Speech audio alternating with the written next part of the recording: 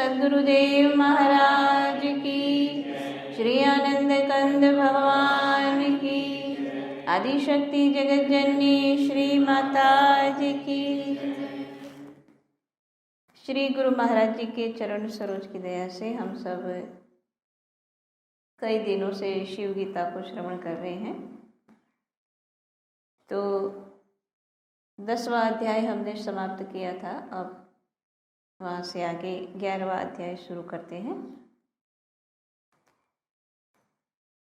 भगवान शंकर ये बात कह रहे हैं कि जीव की देहांतर गति और परलोक गति लिंग देह के कारण होती है,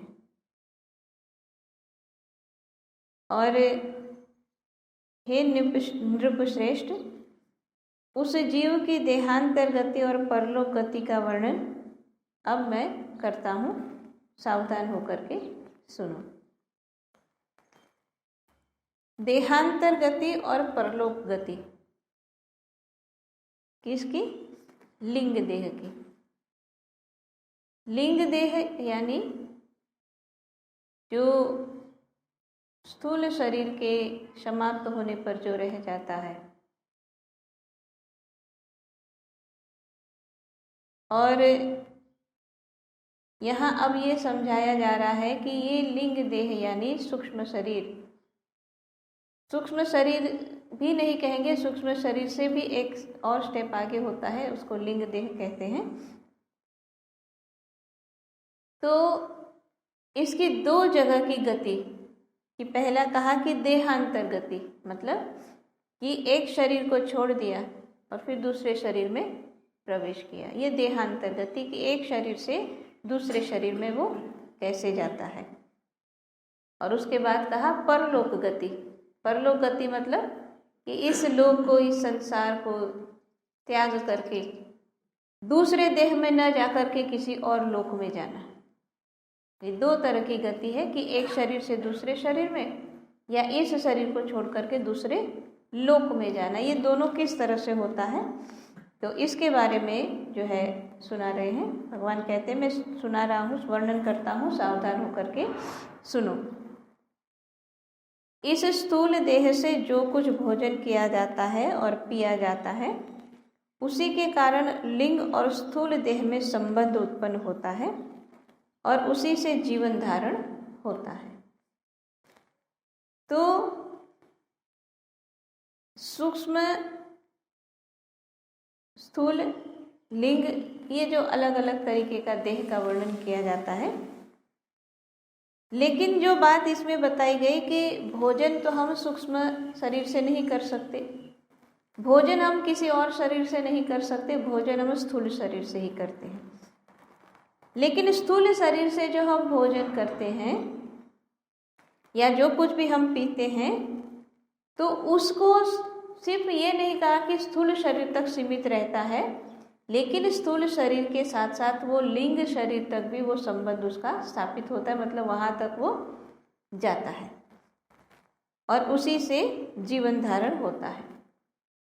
अब देखो, ये जो टॉपिक है पहले भी हम कभी एक दो बार इसके बारे में बात कर चुके हैं कि जो भोजन होता है, जो स्थूल रूप में हमारे सामने है, जिसको ग्रहण करने से स्थूल शरीर को तो बल मिलता है, पोषण मिलता ही है, लेकिन हम सब इस बात को भी जानते हैं कि जब हम कोई भी भोजन बनाते हैं तो उसको हम भोग लगाते हैं,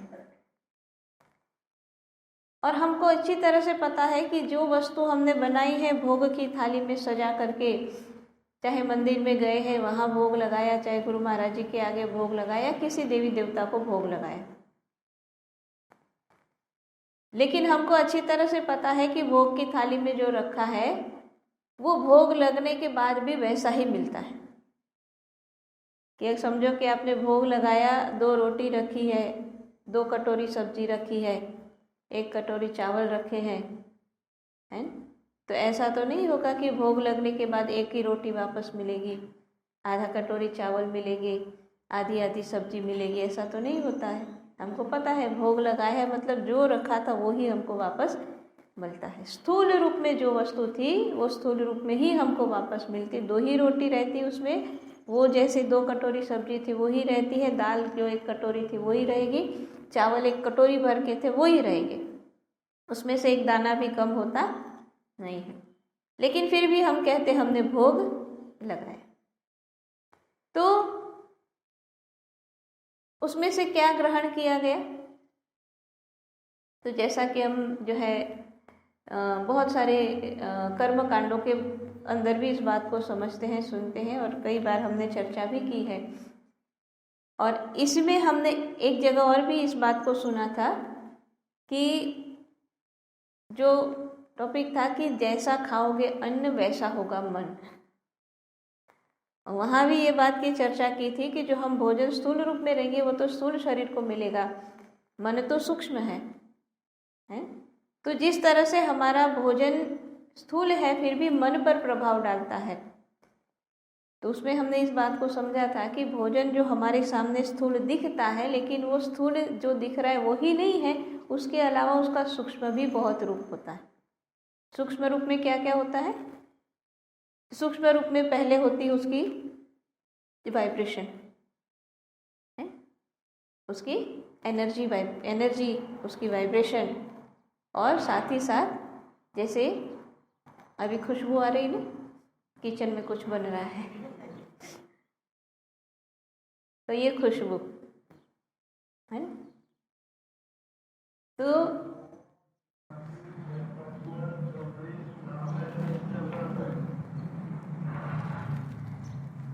जब हम भोग लगाते हैं तो स्थूल जो भोजन है उसको में से कुछ कम नहीं होता है, लेकिन उसकी जो सुगंध है, उसकी जो सूक्ष्म रचना है, उसी के माध्यम से देवी देवता प्रसन्न होते हैं। तो क्योंकि देवी देवता जिनको हमने भोग लगाया वो स्थूल रूप में हमारे सामने नहीं है, फिर भी भोजन का सूक्ष्म रूप उन तक पहुंचता है। इसी तरह से हमारे स्थूल शरीर के साथ साथ जो हमारे सूक्ष्म रूप में जो हमारे सूक्ष्म शरीर है, लिंग शरीर है, जो भी हम, और प्राण शरीर है, ये सारे शरीर की जब चर्चा करते हैं तो उनको भी पोषण तो इसी से मिलता है, लेकिन स्थूल रूप में नहीं, सूक्ष्म रूप में मिलता है। और इसीलिए यहाँ सबसे पहले ये बात बताई गई है कि स्थूल शरीर और जो लिंग शरीर है, इन दोनों को पोषण तो हमारे किए गए भोजन से ही मिलता है।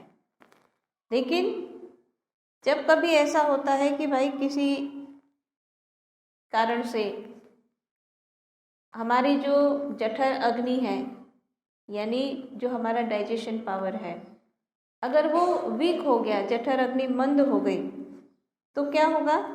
तो कहते हैं कि जिस समय व्याधि या जरा अवस्था से कफ प्रबल होता है तब जठर अनल के मंद होने से भोजन किया हुआ अन्न अच्छी तरह से पचता नहीं है। 2 बात कही कि व्याधि यानी कोई बीमारी, या फिर जरा अवस्था, जरा यानी वृद्धावस्था। तो बीमारी के कारण या वृद्धावस्था के कारण जब जठर अनल, अनल का मतलब होता है अग्नि, तो जठर अग्नि मंद हो जाती है तो जो भी हमने खाया है वो अच्छी तरह से उसका डाइजेशन नहीं होता है, वो अच्छी तरह से पचता नहीं है। तब भोजन किए हुए रस के न प्राप्त होने से शीघ्र ही धातु सूख जाती है, और भोजन किए तथा पान किए रस से ही शरीर में जठराग्नि के दीप्त रहते जो अन्न भक्षण किया जाता है वह रस रूप होकर शरीर को पुष्ट करता है। यानी कि अग्नि अगर मंद हो गई तो जो खाएंगे उसका डाइजेशन नहीं होगा तो शरीर को पोषण नहीं मिलेगा। शरीर की जितनी धातुएं हैं, सप्त धातुएं जो बताई गई है, रस रक्त मांस में अस्थि मज्जा शुक्र, तो ये सब जो है उनको पोषण नहीं मिलता है, इसलिए धीरे धीरे फिर कमजोरी आने लगती है। लेकिन अगर जठर अग्नि सही है तो जो भोजन किया उसमें से फिर रस बना, उस रस से फिर अग्नि को बल मिला, जो भी खाएंगे तो इसी तरह से हमारे शरीर को बल मिलता रहता है। तो जब हमने भोजन किया, अच्छी तरह से डाइजेशन हो गया, उसमें सबसे पहले रस धातु बनती है, यानी उसका जो सार है, एसेंस है, वो उसमें से जो शरीर ने निकाला वो रस है, तो उसको, उस सार को फिर कहते हैं शरीर के अंदर जो वायु है हमारे, जो 5 मुख्य वायु और 5 उसके सहायक वायु, ये सब मिल करके उसमें मुख्य रूप से इसके लिए काम करता है समान वायु। तो उसके मदद से ये जो सारा रस निकाला है शरीर ने, डाइजेशन के बाद जो एसेंस निकाला है, वो वायु की सहायता से फिर पूरे शरीर के अंदर वो पहुंचता है। तो इसीलिए आगे वो कहते हैं कि प्राण वायु यह संपूर्ण रस को लेकर के सब धातुओं में पहुंचाता है। इसी कारण से यह समान वायु भी कहा जाता है। वृद्ध अवस्था में वह रस नहीं उत्पन्न होता और इसी कारण शरीर के बंधन जो दृढ़ता से परस्पर संघट है वो शिथिल हो जाते हैं। तो वृद्ध अवस्था में क्या क्या समस्या होती है? सबसे पहले तो जठर अग्नि कम हो गई और उसके कारण रस नहीं बना, शरीर की धातुओं को पोषण नहीं मिला, और साथ ही साथ वृद्ध अवस्था में दूसरा एक होता है वायु का प्रकोप होता है। तो रस नहीं उत्पन्न हुआ, शरीर को पोषण नहीं मिला, इसलिए धीरे धीरे धीरे शरीर कमजोर होता चला गया। और जिसके कारण हम आमतौर पर देखते हैं, सुनते हैं कि जब उम्र बढ़ने लगती है तो धीरे धीरे हम अनुभव देखते हैं कि घुटने में दर्द होने लगा, कमर में दर्द होने लगा, और जो है जोड़ों में दर्द होने लगा, और इस तरह की परेशानियों को इंसान जो है अपने जीवन में अनुभव करता है। क्यों? क्योंकि अब शुरुआत वहीं से क्यों होती है? क्योंकि वहाँ पर जो एक स्नेह होना चाहिए थे, स्नेह का मतलब होता है फैट, जो एक ल्यूब्रिकेंट होता है हमारे जोड़ों के अंदर, वो सबसे पहले वहीं से जो है क्षय होने की शुरुआत होती है। इसलिए फिर क्या होता है कि बजने लगती है हड्डियाँ, फिर दर्द होने लगती है, क्योंकि दर्द हुआ इसलिए क्योंकि वहाँ पर वायु पहुँच गया, जहाँ रस जाना था, जहाँ पर और सार पहुँचना था, वहाँ सार नहीं पहुँचा, लेकिन सिर्फ वायु अकेला चला गया। तो वायु अकेला गया, इसलिए फिर इस जगह को उसने कमज़ोर किया। इसलिए फिर क्या होता है, हड्डी बचती है ना फिर बुढ़ापे में जोर जोर से, अच्छी तरह से।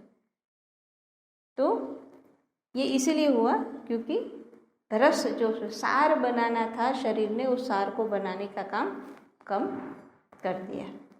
और आगे भगवान कहते हैं कि जिस प्रकार आम्र फल पक कर अपने भार से आप ही शीघ्र पतित हो जाता है, इसी प्रकार शरीर के शिथिल होने से लिंग शरीर का स्थूल शरीर से वियोग हो जाता है।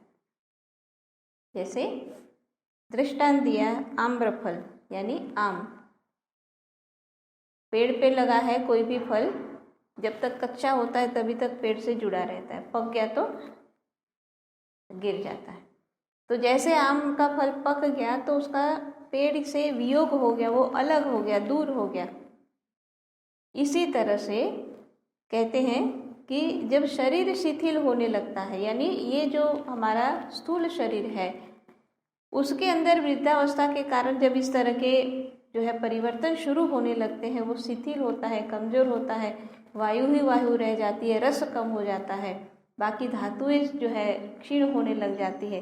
तो ये जब होते होते क्या होता है, क्योंकि लिंग शरीर को स्थूल के साथ जोड़ करके बताया ना कि यहाँ जो मिलेगा तो वो वहाँ तक पहुँचेगा है, लेकिन अब वृद्धावस्था आते आते शरीर के हाल क्या है कि स्थूल शरीर को ही मुश्किल से कुछ मिल रहा है, तो लिंग तक तो पहुँचता ही नहीं है। तो लिंग शरीर तक पर ये जब नहीं पहुँचता, इसलिए धीरे धीरे फिर दोनों का जो है वियोग हो जाता है, यानी फिर स्थूल शरीर को लिंग शरीर छोड़ देता है, और स्थूल शरीर को जब लिंग शरीर छोड़ देता है उसी को कहा जाता है मृत्यु। तो इस तरह से शरीर का जो है, जो प्रश्न, जो बात बताई जा रही थी कि देहांतर गति, लिंग देह एक देह से दूसरे देह में कैसे जाता है, तो अब एक देह में से कैसे निकलता है पहले ये बताएं। अब इस तरह निकलने के बाद अब आगे की बात बताते हैं कि जो संपूर्ण इंद्रियों की वासना, आध्यात्मिक जीव संबंधी बुद्धि और ज्ञानेंद्रिय आदि भौतिक प्राप्त होने वाले देह के कारणभूत सूक्ष्म रूप वाले कर्म, यह तीनों आकर्षित होकर हृदय कमल में एकता को प्राप्त होता है। तब मुख्य प्राणवायु शेष 9 वायुओं से संयुक्त होकर ऊर्ध्व श्वास रूपी हो जाता है और फिर वे सब एक होकर जीवात्मा से संयुक्त हो जाते हैं। फिर विद्या, कर्म और वासना से युक्त होकर वह जीव अपने कर्मों से नाड़ी मार्ग का आश्रय करके नेत्र मार्ग अथवा ब्रह्मरंध्र से बाहर आता है। तो अब देह से निकलने की पूरी जो प्रक्रिया है वो इसमें बताई है कि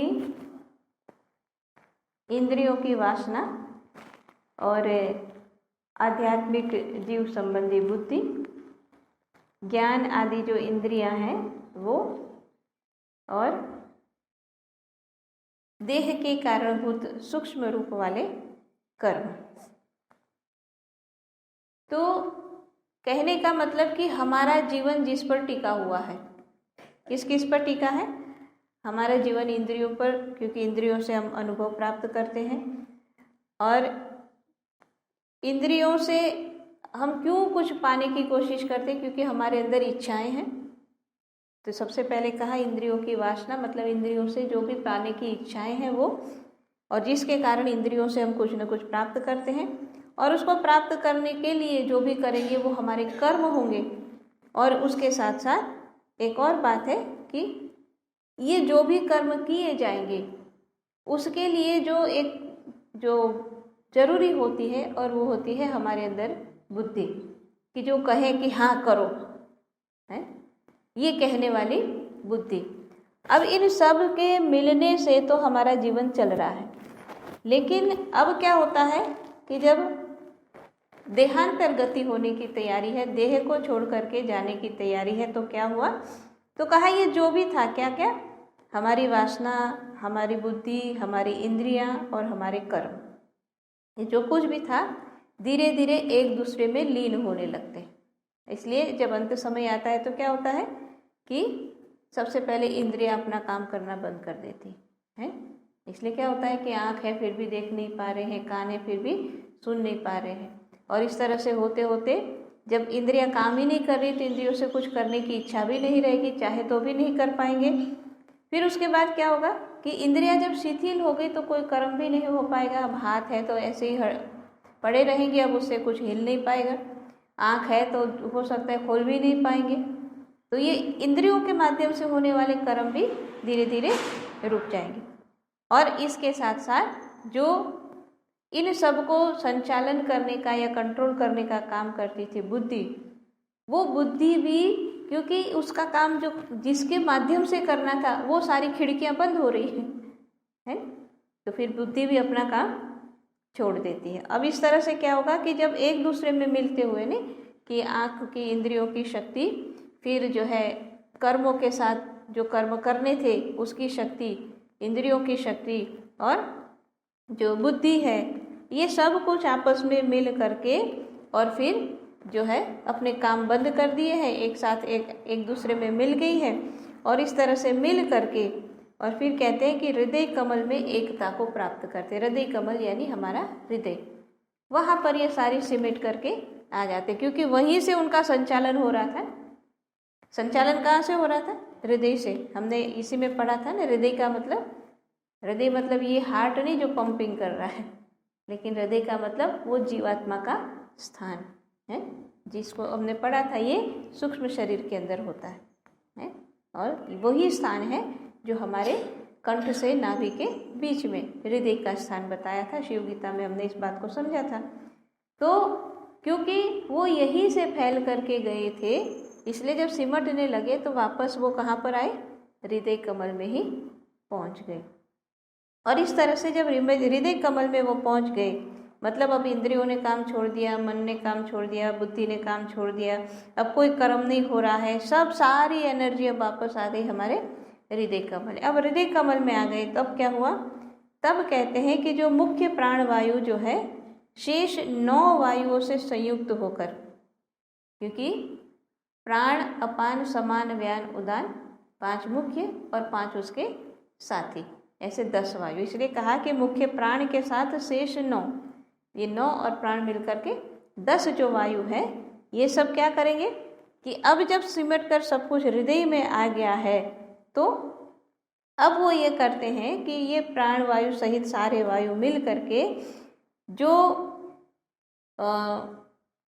एनर्जी थी, जो शक्ति थी, जो गति थी, या तो जो जीवात्मा है, जिस किसी भी साथ उसको जोड़ लो, है, उन सब को एक साथ लेकर के फिर वो क्या करते हैं, जीवात्मा उस एनर्जी को, इस शक्ति को या प्राण को, सबको साथ में लेकर के फिर धीरे धीरे अपना घर उसको खाली करना है, जहाँ रहता था कहाँ, हृदय कमल, है। सरल शब्दों में समझने के लिए, जैसे अभी शिवरात्रि में जब हमारा टेंट लगता है, तो क्या करते हैं हम, सारा सामान हमारा जो है ट्रक में या गाड़ियों में भर करके वहाँ लेके जाते हैं, ठीक है। वहाँ पहुँचने के बाद सारा फैलाते हैं, सेटअप बनता है किचन का भी, जहाँ खाना बनेगा, जहाँ परोसेंगे, जहाँ सत्संग करेंगे, जहाँ पर हमारी जो है दुकान लगती है, किताब और इत्यादि जहाँ पर हम रखते हैं, है, सारा हमारा सेटअप बनता है, ठीक है। ये रहता है 5 दिन के लिए, ठीक है। और फिर 5वें दिन क्या करते हैं, सबको ये समझ में जल्दी आएगा, इसलिए मैंने ये दृष्टांत दिया। फिर 5वें दिन क्या करेंगे, शुरू करेंगे, भाई पहले किचन से शुरू करो, ये समेटना शुरू करो, क्या बच गया है, क्या बांटना है, ये एक तरफ बांट करते जाएंगे, जो जो हमने शेल्फ बनाए थे सब हटाते जाएंगे, नहीं, सब कुछ करते करते फिर महाराज जी की जो स्टेज लगाई थी फिर उसको हम हटाएंगे, सब करते करते करते क्या हुआ, सब कुछ समेटते समेटते समेटते फिर वापस वो कहाँ गया, ट्रक में, निकाला था ट्रक से और वापस आ गया ट्रक में। फिर वहाँ से भी लेकर के आएंगे, क्या करेंगे, जो हमारे जो 2 कमरे हमने बनाए हैं ना, जहाँ पर सारा सामान रखते हैं, 2 पूरे कमरे हैं जिसमें शिवरात्रि के लिए सारा सामान हमने रखा है, नहीं, तो फिर वो कमरे से ट्रक में गया सामान, ट्रक से वहाँ गया, 5 दिन उसने खूब मज़े किए, 5 दिन खत्म हुए, उनको फिर बांधा, फिर ट्रक में डाला, फिर वापस वही कमरे में जा कर के वो आराम करता है। इसी तरह से जो हमारा जीवात्मा है, ठीक है, तो उसने इस हृदय कमल के माध्यम से इस शरीर के अंदर प्रवेश किया, इसमें रहते रहते इंद्रियों के माध्यम से पूरा मायाजाल फैलाया, ठीक है, इसमें ये रिश्ता हो गया, अनुभव हो गया, ये सब कुछ आ गया, लेकिन फिर उसका भी शान खत्म हो गया, तो क्या करेंगे, धीरे धीरे सब पैकअप, इसलिए शुरुआत होती है इंद्रियों से, ठीक है, वहीं से शुरू करते करते करते करते सब उसने बांध लिया सामान, ठीक है। अब जीवात्मा का सारा सामान बंध चुका है, लेकिन अब जैसे हमारा भी सामान बंद करके तैयार हो जाता है, फिर हम देखते हैं भाई गाड़ी आई, अब फटाफट उसमें डालो और यहाँ से निकलो, तो अब जीवात्मा भी निकलने की तैयारी करते हैं, तो उसको कौन इसमें सहायता करता है, तो उसमें सहायता उसको करते हैं जो वायु, जो 10 वायु है वो उसमें सहायता करते हैं। वो क्या करते हैं, तो वो कहते हैं कि जब आखिरी सामान जब पूरा पैकअप हो गया, अब जाने की तैयारी, तो वो उनको साथ लेकर के कहते हैं कि नाड़ियों के माध्यम से, क्योंकि ये सूक्ष्म शरीर की बात हो रही है ना, सूक्ष्म शरीर में जो है पूरा जो वहन होता है या आने जाने का जो रास्ता है वो क्या है, नाड़ियाँ है ना, सूक्ष्म शरीर में नाड़ियों से ये सब कुछ होता है। और इसीलिए जब ये सब कुछ समेट लिया, तब जो है वो सूक्ष्म शरीर में जो नाड़ियाँ हैं, उस नाड़ियों के माध्यम से जीवात्मा जो है गति करना शुरू करता है, और फिर गति कर करके उसको बाहर तो निकलना है। अब जीव के बाहर निकलने के अनेक रास्ते बताए गए हैं, हालांकि इसमें 2 रास्तों के 2 मार्ग बताए हैं, कि एक कहा है कि नेत्र मार्ग से और या तो ब्रह्मरंध्र से, या कि आँखों से निकल जाती है वो शक्ति, या फिर ब्रह्मरंध्र यानी यहाँ से वो शक्ति निकल जाती है। तो ये देह में से बाहर कैसे निकलेगा, ये उसका वर्णन है। तो इसमें 2 का वर्णन है, लेकिन जब हम गरुड़ पुराण को पढ़ते हैं तो गरुड़ पुराण में 3 तरह की गति बताते हैं, जीव को निकलने के जो रास्ते, उसमें 3 जो है भेद बताए हैं। पहला कहा है कि या तो वो अधोमार्ग से निकलता है, यानी कि मल मार्ग से निकल जाता है जीव, या फिर आँख से, मुंह से, इस इंद्रियों से निकलता है। दूसरा है ये तरीका, या तीसरा है या ब्रह्मरंध्र से निकलता है। अधोमार्ग से जो निकलता है वो अधोगामी है और अधोलोक को प्राप्त होते, मतलब नरक की तरफ वो जाते हैं। जो इंद्रियों के रास्ते से यानी नाक से, आँख से, मुंह से, इससे जो जीव निकलता है तो कहते हैं कि वो मध्यम मार्गी है। इसलिए अपने कर्मों के अनुसार, सत्कर्मों के अनुसार या जो जो कर्म है उसी के अनुसार उसको वो गति प्राप्त होगी, फिर वापस इस संसार में उसको आना होगा। तो ये दूसरा तरीका है। और तीसरा है कि या तो फिर वो ब्रह्मरंध्र से निकलेगा, जो ब्रह्मरंध्र से जीव निकल गया फिर वो संसार में दोबारा नहीं आता है। ये तीन उसके जाने के रास्ते हैं। तो यही बात भगवान कहते हैं कि फिर नेत्र मार्ग अथवा ब्रह्मरंध्र के द्वारा वो बहिर्गत होता है। बहिर्गत मतलब बाहर निकल जाता है।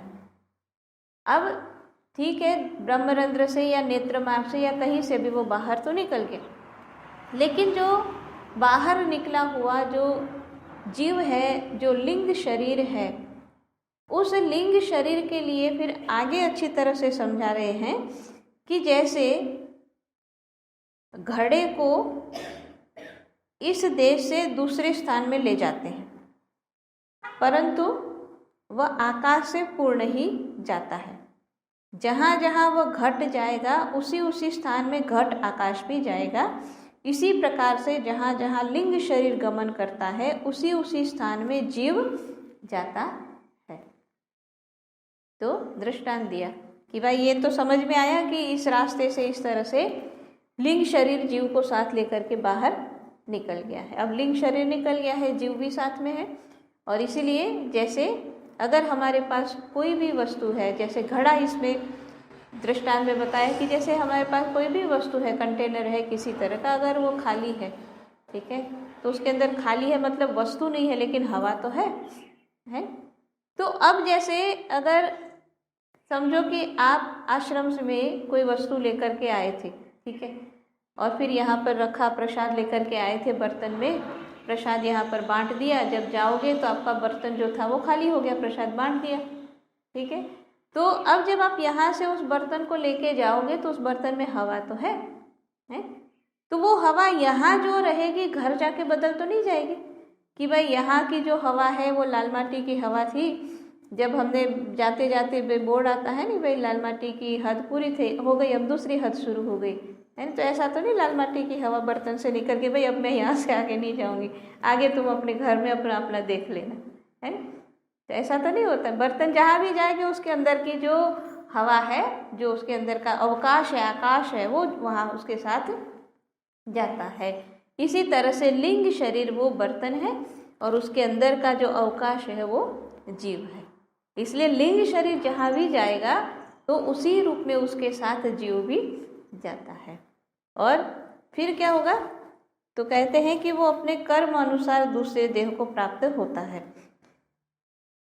और जिस प्रकार नदी का मत्स्य कभी एक किनारे से कभी दूसरे किनारे पे आता जाता रहता है, इसी प्रकार से यह मोक्ष न होने तक अनेक योनियों में भ्रमण करता रहता है। तो इस तरह से लिंग शरीर जीवात्मा के साथ बाहर आ गया। अब आने के बाद जहाँ भी वो जाएगा वो जीव और लिंग साथ में रहते हैं, लेकिन अब आगे कहाँ और किस तरह से जाएंगे अब उसका वर्णन शुरू हो रहा है। तो सबसे पहले इसलिए ये बता रहे हैं कि अगर मोक्ष नहीं मिला है तो वो बार बार जन्म मरण में फंसता रहेगा। इसके लिए कहा कि जैसे कि एक नदी का प्रवाह है और उसके अंदर मछली तैर रही है, तो क्योंकि वो पानी के अंदर है उस प्रवाह के साथ, कभी हो सकता है तैरते तैरते उस किनारे चली जाए, कभी कभी तैरते तैरते इधर आ जाए, कभी उधर जाए, कभी इधर आ जाए, मतलब वो बहती रहेगी, तैरती रहेगी। इसी तरह से जब तक मोक्ष नहीं होता है तब तक इस लिंग शरीर को जीवात्मा सहित कहते हैं कि कभी कोई शरीर प्राप्त होता है, कभी कोई शरीर प्राप्त होता है, और इसी तरह से वो अनेक योनियों में भ्रमण करता रहेगा। तो आगे कहते हैं कि जो पापी है उनको यमदूत ले जाते हैं, और यह यातना देह का जो नरक दुख भोगने के लिए दी जाती है उसको आश्रय करके केवल नरक को ही भोगता है। मतलब जिसने सत्कर्म नहीं किए हैं, जिसने दुष्कर्म किए हैं, उसको यमदूत ले जाएंगे और फिर उसको नरक के अंदर अनेक तरह के कष्टों को भोगना पड़ेगा। तो नरक के अंदर फिर कौन गया? शरीर तो यहीं छूट गया, लेकिन लिंग शरीर जो जीवात्मा सहित था वो यमदूत उसको लेकर के गए और उसी को नरक में कष्ट भोगना पड़ता है। तो अब आगे की जो एक शरीर से दूसरे शरीर और एक शरीर, एक इस लोक से दूसरे लोक, दोनों की बात करनी है। इसलिए आगे कहते हैं कि जिन्होंने सदा इष्ट और पूर्त कर्म किए हैं। इष्ट कर्म का मतलब होता है जो यज्ञ इत्यादि अलग अलग तरह के जो रिचुअल्स है, या जो भी कह सकते हैं कि जो धार्मिक कर्म है, सात्विक कर्म है, वो जिसने किए हैं उसको इष्ट कर्म कहते हैं। और पूर्त कर्म का मतलब होता है कि जो चैरिटी वर्क होते हैं। हालांकि पहले के समय में हमेशा इन्हीं बातों को बताया जाता था कि कुआं खुदवाना, बावड़ी खुदवाना, ये बताया जाता था, क्योंकि उस समय पानी के यही स्रोत थे और इसके लिए बड़ी मेहनत लगती थी। इसलिए अगर किसी ने कुआं खुदवाया तो उसने बहुत बड़ा काम किया, क्योंकि बहुत सारे लोगों की पानी की समस्या खत्म हुई। मतलब इसको हम ये कह सकते हैं कि किसी भी रूप में हम किसी को, मतलब एक या दो को नहीं, बहुत लोगों को भी एक साथ मदद मिले, ऐसा कोई काम करते हैं, जिसको हम सरल शब्दों में चैरिटी वर्क कह सकते हैं। तो वो है पूर्त कर्म। तो कहते हैं कि जिसने इस तरह के कर्म किए हैं जीवन में, कौन से? इष्ट और पूर्त, यानी कि जो यज्ञ इत्यादि जो रिचुअल्स है उसको भी, धार्मिक कर्मों को भी, सात्विक कर्मों को भी किया है और साथ ही साथ चैरिटी वर्क भी किया है। ये दोनों जिसने एक साथ अपने जीवन में किया है, ऐसा जीव, तो कहते हैं उसको पितृलोक की प्राप्ति होती है और यमदूत उन्हें पितृलोक में ले जाते हैं। अब पितृलोक में किस तरह से जाएगा? तो उस मार्ग में जो उसका मार्ग जो है, रास्ता है, वो कैसा है? तो उस मार्ग का क्रम यह है कि पहले जो है ये रात्रि अभिमानी देवता के निकट, फिर कृष्ण पक्ष अभिमानी देवता के निकट, फिर दक्षिणायन अभिमानी देवता के निकट और फिर वहाँ से पितृलोक में जाता है। पितृलोक से आगे चंद्रलोक को प्राप्त होता है और दिव्य देह पाकर महालक्ष्मी का भोग करता है। वहाँ यह चंद्रमा के ही समान होकर कर्म के फल की अवधि तक चंद्रलोक में वास करता है। जब पुण्य फल समाप्त हो जाता है तो जिस क्रम से वो उस लोक में गया था उसी क्रम से फिर वापस आ जाता है। तो चंद्रलोक, पितृलोक और चंद्रलोक तक की उसकी यात्रा होती है। यानी जो ये जो हमने चैरिटी वर्क की बात करी और जो जो अच्छे कर्मों की बात करी, तो आपको चंद्रलोक तक वो ले जाते हैं। अब इसके जो बात सारी बताई है, मेरे ख्याल से इसमें बहुत हमको उसमें पढ़ने की ज़रूरत नहीं है, क्योंकि उस रास्ते में हमको जाना नहीं है। लेकिन बात यही है कि अच्छे कर्म करेंगे तो हम कहाँ तक जा सकते हैं? तो पितृलोक तक जा सकते हैं या चंद्रलोक तक जा सकते हैं। और फिर कर्मों का जो भोग था वो खत्म हो गया, पुण्य खत्म हो गए, फिर वापस हमें इस संसार में आना पड़ता है। फिर चंद्रलोक से जब वो वापस आएंगे तो क्या होगा? चंद्रलोक से चलते समय उस शरीर को छोड़ यह आकाश रूप होकर आकाश से वायु में और वायु से जल में आता है। क्योंकि चंद्रलोक से जब वापस आएगा तो फिर जल के रूप में वो वापस आएगा। यानी जो उसका एक जो सूक्ष्म रूप था, लिंग देह था और जो जीवात्मा था, जिसका कोई मूर्त स्वरूप नहीं था, अब क्या हुआ? उसका मूर्त रूप बना और वो जल के रूप में आया। और फिर बारिश के साथ वो जमीन पर आया और क्योंकि जब बारिश का पानी जमीन पर आया और उसी से सारे पेड़ पौधों को पोषण मिलता है, फिर वो ही जो है अन्न के अंदर चला गया और उस अन्न को किसी ने खाया, फिर वो किसी के अंदर गए। मतलब वो सूक्ष्म एनर्जी की बात है। और इस तरह से और वो स्थावर तत्वों को प्राप्त होता है, यानी किसी भी रूप में। अब ये जो समझाया जा रहा है, इससे ये पता लगता है कि भाई कितने भी अच्छे से अच्छे कर्म किए, चंद्रलोक तक भी चले गए, लेकिन चंद्रलोक से आने के बाद फिर शुरुआत कहाँ से हुई? वहीं से, पेड़ पौधे से।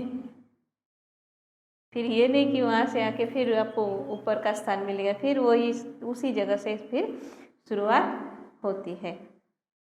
तो इसलिए कहते हैं कि जो जीव अन्न में प्राप्त हुए हैं उस अन्न को स्त्री पुरुष भक्षण करते हैं और फिर वही स्त्री पुरुष के माध्यम से गर्भ का रूप धारण करते हैं, और इस प्रकार से इस जीव की इस लोक में गति और परलोक की गति होती है।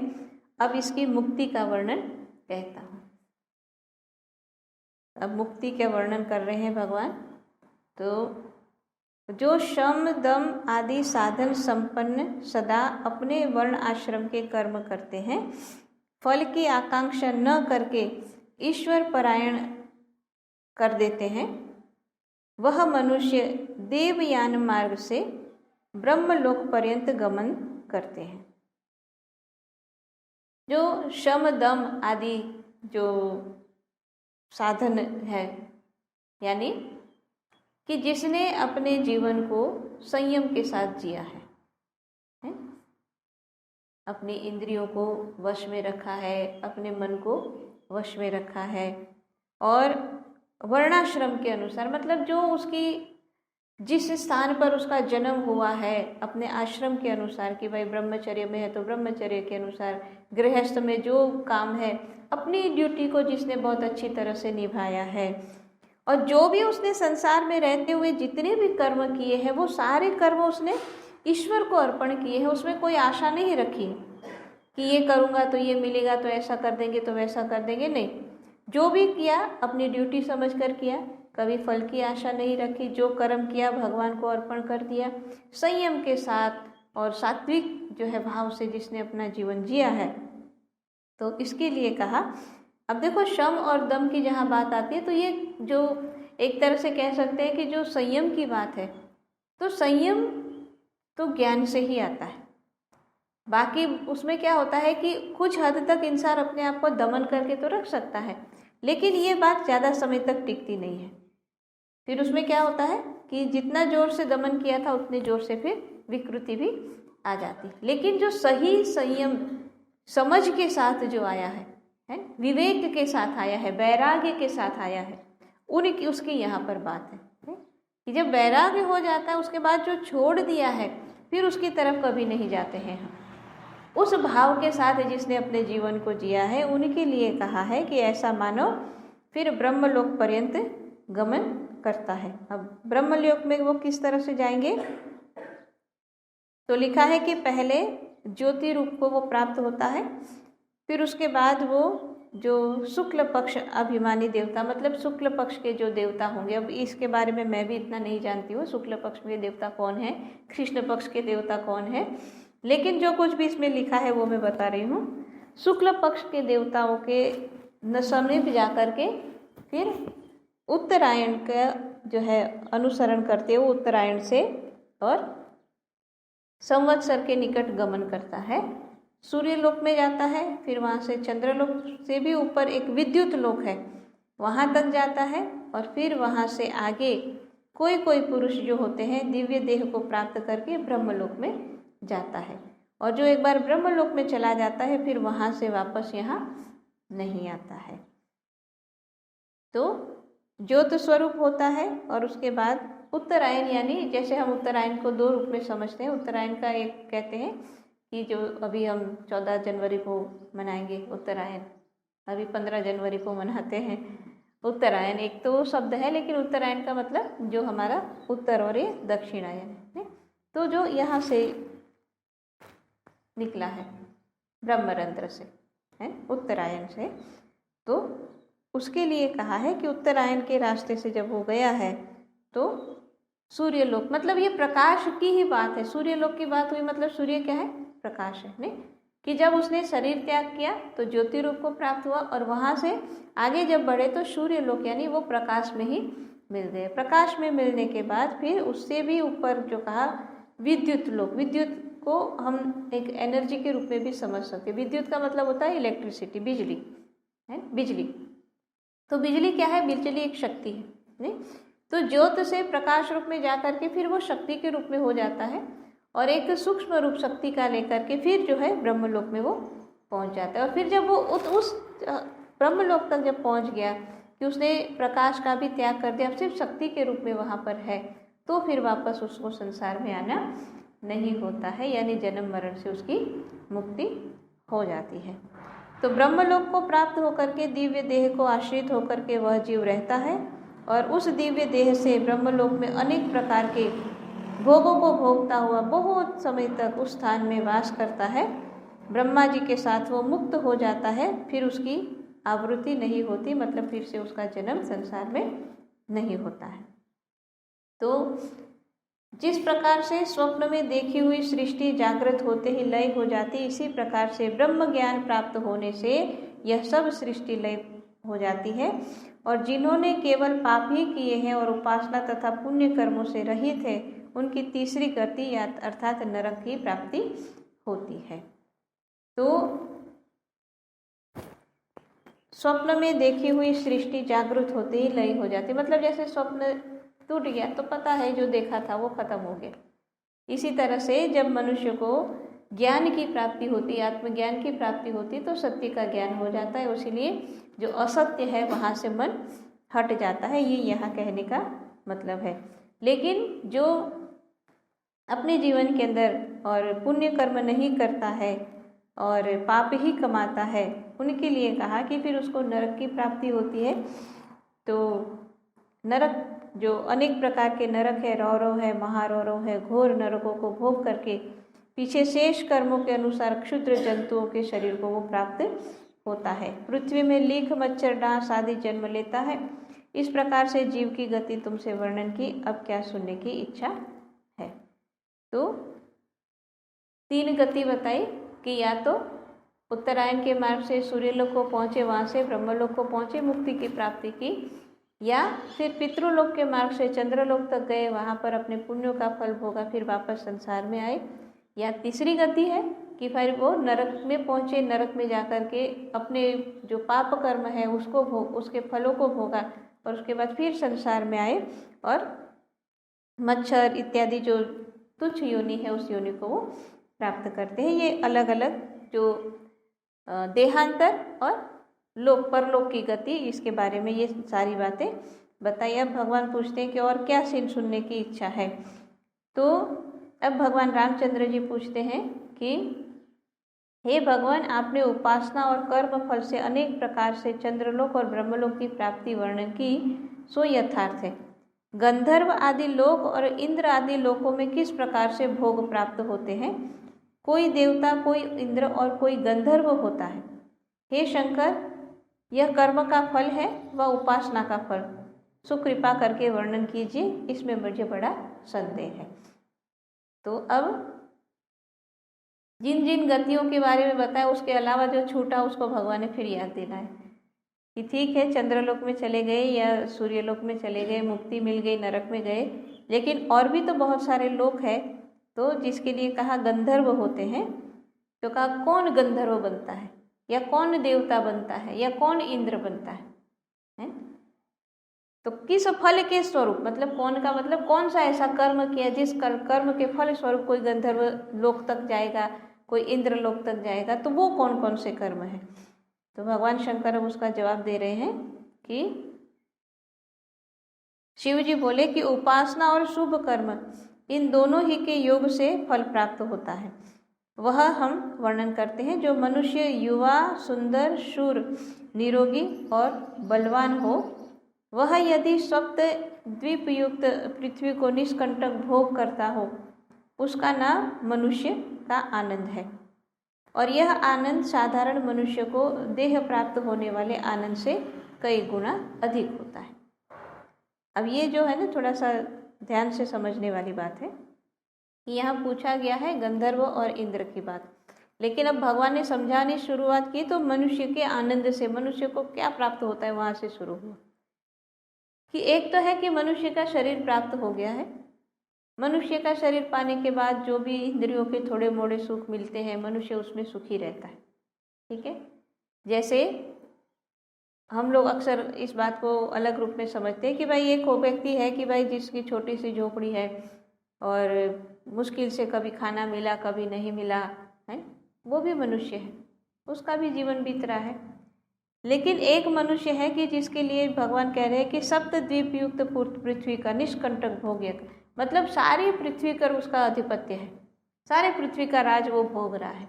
मतलब सारे पृथ्वी पर जितने भी भोग मिलते होंगे वो सारे उसको मिल रहे हैं।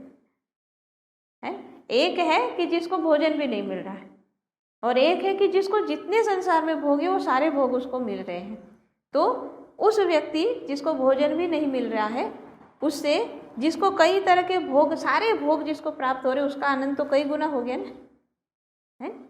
तो जैसे उस व्यक्ति से, उस मनुष्य से भोग भोगने वाले जो मनुष्य है उसका आनंद कई गुना होता है, 100 गुना। भगवान ने कहा कि 100 गुना अधिक होता है। लेकिन जो मनुष्य तप आदि से संयुक्त होता है वह गंधर्व होता है, और मनुष्यों के आनंद से 100 गुना आनंद गंधर्वों को प्राप्त होता है।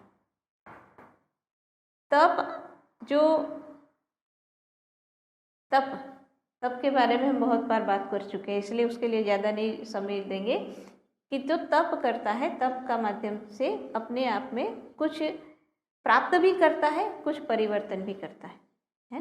तपस्या से ही हम बदलते हैं, तपस्या से ही हम पवित्र होते हैं, तप से हम शुद्ध भी होते हैं, तप से हम बहुत कुछ प्राप्त भी करते हैं।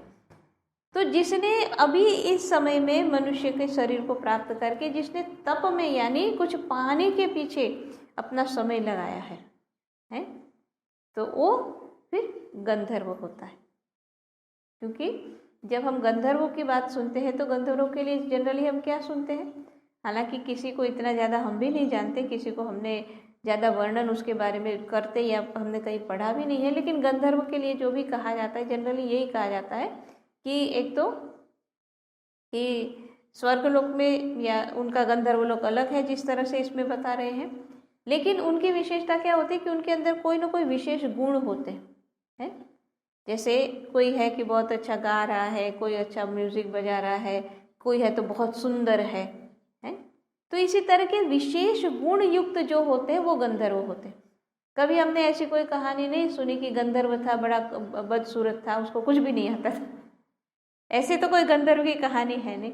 जिसके से भी गंधर्व की आती, तो जितनी हमने कथाओं में जैसे जिस रूप में सुना है ना, कि जैसे नारद जी के बारे में हम सुनते हैं कि भागवत पुराण में ही आता है ना कि उन्होंने जब अपने पूर्व जन्मों की कहानी बताई तो उसमें यही कहा ना कि सबसे पहले तो वो एक गंधर्व थे और बहुत सुंदर थे, बहुत आकर्षक थे, और बहुत अच्छा उनको संगीत का ज्ञान था। और जितने भी गंधर्वों के बारे में सुनते हैं कि जैसे हम भागवत पुराण में पढ़ते हैं कि जो गंधर्व की ही बात आती है, और रामायण में भी आती है कि जो गंधर्व ही था फिर राक्षस बना, और फिर उसके बाद जब गंधर्व का शरीर प्राप्त हुआ तब उसी ने भगवान को कहा कि आप शबरी के पास जाओ। तो अब जब वो राक्षस योनि से मुक्त हुआ, अपनी योनि को प्राप्त हुआ, तो बड़ा सुंदर था। तो जिसके अंदर बहुत विशेष गुण है वो गंधर्व है, ऐसा लगता है नहीं। चाहे वो सुंदरता की बात हो, चाहे कोई कला की बात हो, किसी भी तरह की कोई कला की विशेषता जिसके अंदर है, जो विशेष गुणों से युक्त है। अब विशेष गुणों से युक्त कब होंगे, किसी के अंदर कोई विशेषता कब आएगी, मेहनत करेंगे तभी तो है। अब ऐसा तो नहीं है कि ठीक है भाई मुझे तो सितार बहुत पसंद है, सितार की म्यूजिक बहुत अच्छी लगती है, उसकी आवाज़ मुझे है। अब सितार खरीद के ला करके रख दिया तब तो काम बनने वाला है ना, है। कितनी मेहनत करनी पड़ेगी, है।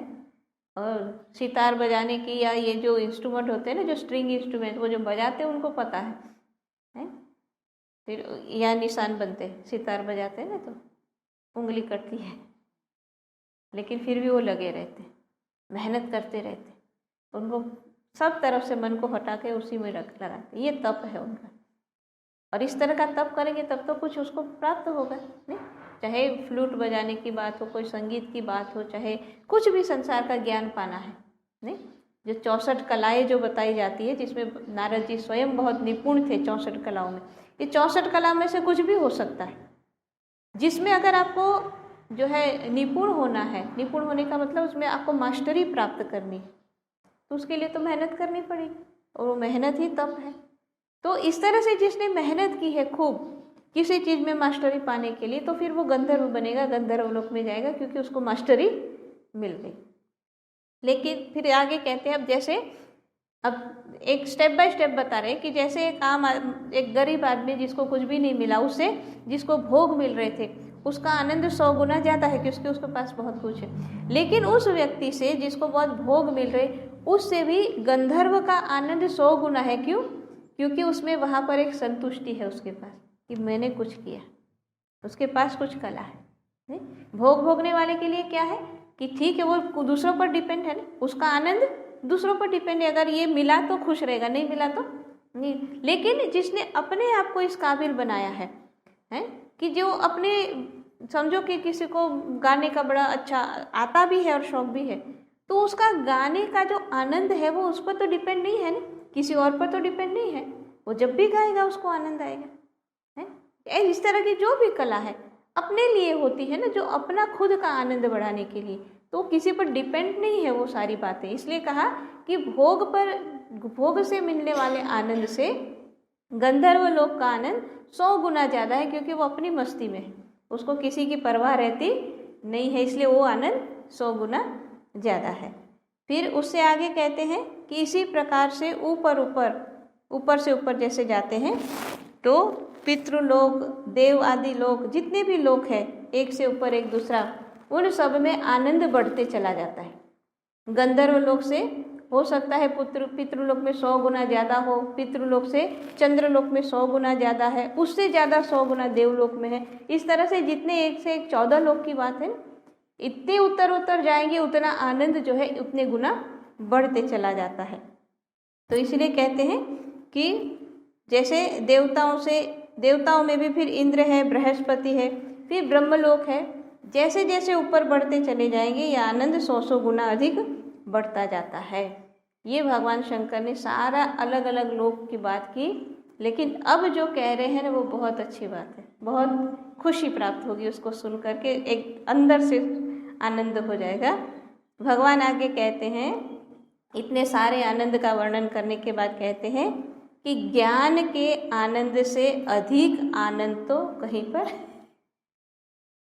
इतने लोकों में आनंद तो है, कहीं गुना 100 गुना से 100 गुना बढ़ता बढ़ता कहीं से कहीं चले गए, लेकिन ज्ञान जैसा नहीं है।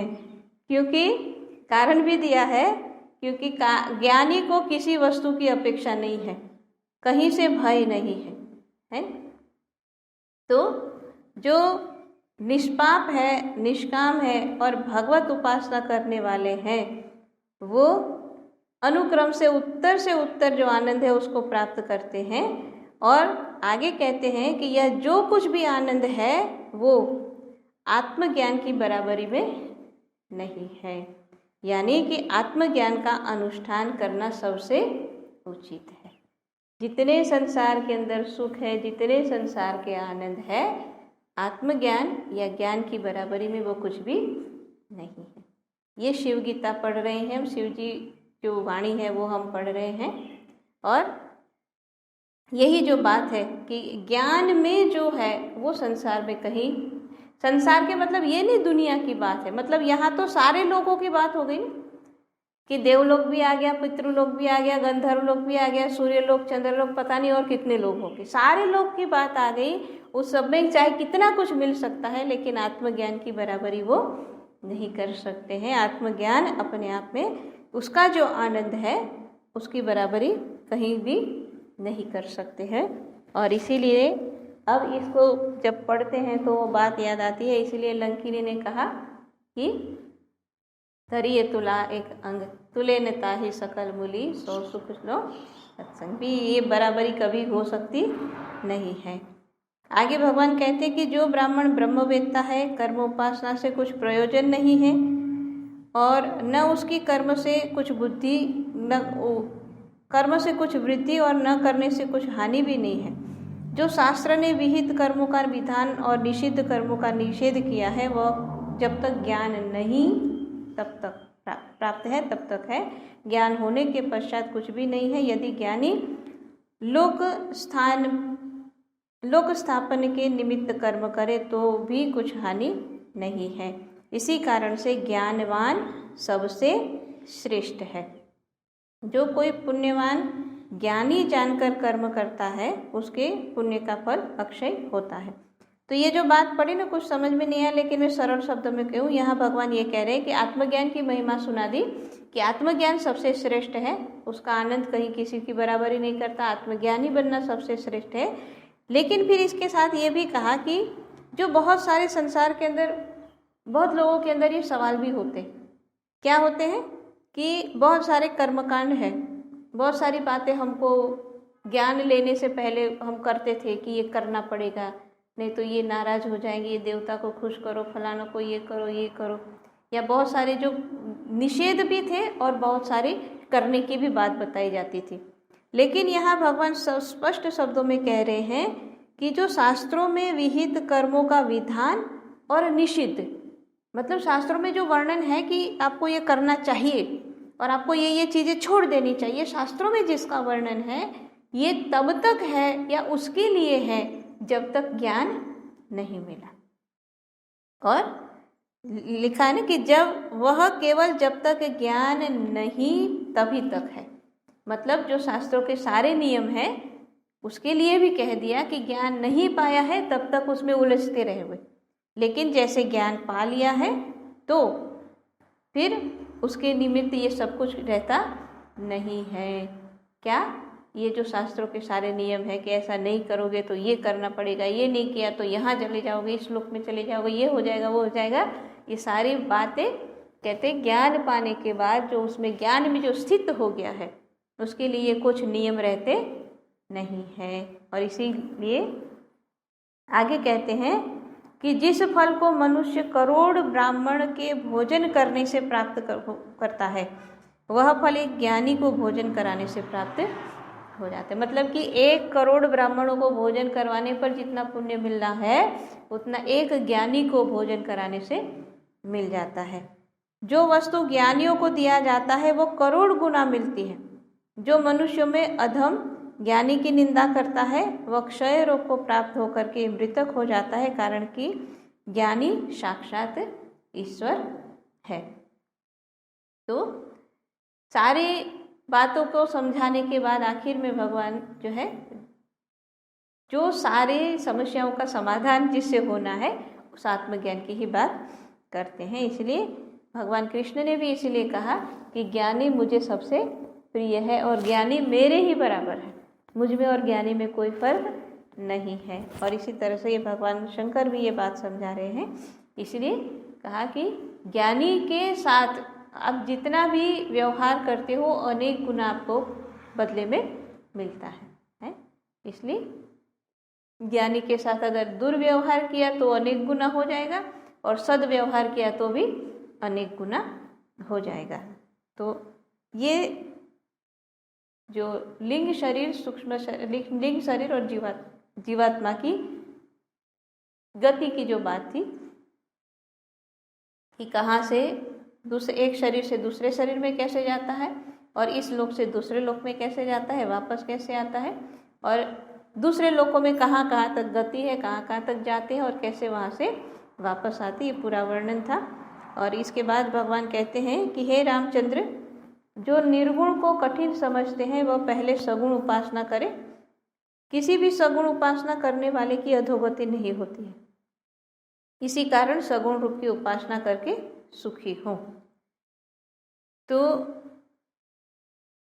अब जो है सगुण और निर्गुण की उपासना के संदर्भ में भगवान बात शुरू कर रहे हैं कि निर्गुण की अगर नहीं कर पा रहे हैं तो सगुण की करो। और समझ में भी आए, हम सब को भी ये बात अच्छी तरह से समझ में आती है कि निर्गुण की उपासना कठिन होती है तो सबसे अच्छा क्या होता है, गुरु महाराज की उपासना, गुरु महाराज की सेवा, उनकी भक्ति सबसे सरल है। नहीं, आज्ञा में रहो, अपना कल्याण करो। तो अब ये सगुण के बारे में भी भगवान शंकर बताना शुरू कर रहे हैं। और इसके बाद जो भगवान ने अभी ये कहा कि निर्गुण कठिन लगता है तो सगुण की उपासना करो, तो यहाँ तक जो हमने पढ़ा ये 11वां अध्याय, आज हमने पूरा एक अध्याय पढ़ लिया। 10वां अध्याय पिछली बार ख़त्म किया था, 11वां आज शुरू किया था, 11वां पूरा हमने पढ़ लिया। अब इसके बाद जो आगे जो है अध्याय, ये 11वां अध्याय समाप्त हुआ। आगे जो है भगवान रामचंद्र जी अब कुछ प्रश्न कर रहे हैं उपासना के बारे में और उसके बाद भगवान उसको आगे समझाएंगे। ठीक है, तो यहीं पर हम आज के इस शिव गीता के पाठ को विराम देते हैं।